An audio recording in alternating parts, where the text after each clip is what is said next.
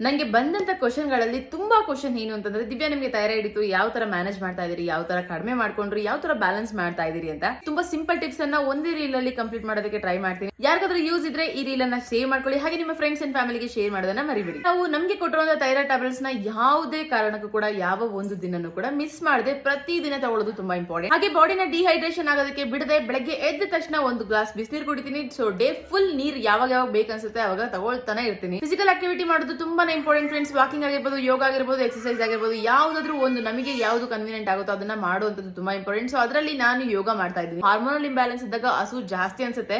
So ಅವಾಗ ನಾನೇನ್ ಮಾಡ್ತೀನಿ ಅಂತಂದ್ರೆ 3 ಹೊತ್ತು ಇಷ್ಟಿಷ್ಟು ತಿನ್ನೋ ಬದಲು 4 ಹೊತ್ತು ಇಷ್ಟಿಷ್ಟೇ ತಿಂದ್ರೆ ನಮ್ಮ ಹಸವನ್ನ ಆರಾಮಾಗಿ ಮ್ಯಾನೇಜ್ ಮಾಡಬಹುದು. ಕೆಲವೊಂದಷ್ಟು ಫುಡ್ ಅನ್ನ ಅವಾಯ್ಡ್ ಮಾಡ್ಬೇಕಾಗುತ್ತೆ. ಅದರಲ್ಲಿ ಫೇನು, ಶುಗರ್, ಪ್ರೊಸೆಸ್ಡ್ ಫುಡ್ಸ್, ಆಮೇಲೆ ತುಂಬಾ ಹೊರಗಡೆ ತಿನ್ನೋಂಥದ್ದು. ಸೊ ಇದನ್ನೆಲ್ಲ ನಾನು ತುಂಬಾ ಚೆನ್ನಾಗಿ ಬ್ಯಾಲೆನ್ಸ್ ಮಾಡ್ತೀನಿ, ತಿಂತೀನಿ. ಬಟ್ ಯಾವುದು ಕೂಡ ಓವರ್ ಆಗಿ ತಿನ್ನೋದಿಲ್ಲ.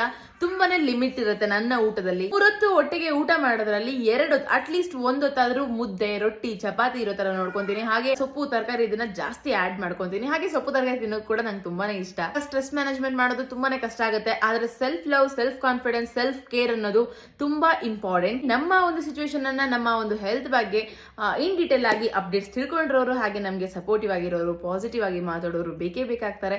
ಅವ್ರ ಜೊತೆ ನಾವು ಟೈಮ್ ಸ್ಪೆಂಡ್ ಮಾಡಿದ್ರೆ ಆಯ್ತು. ಶೇರ್ ಮಾಡ್ಕೊಂತಾ ಇರ್ತೀನಿ. ಬಟ್ ಇಲ್ಲಿಗೆ ಇದಿಷ್ಟೇ ಸಾಕು.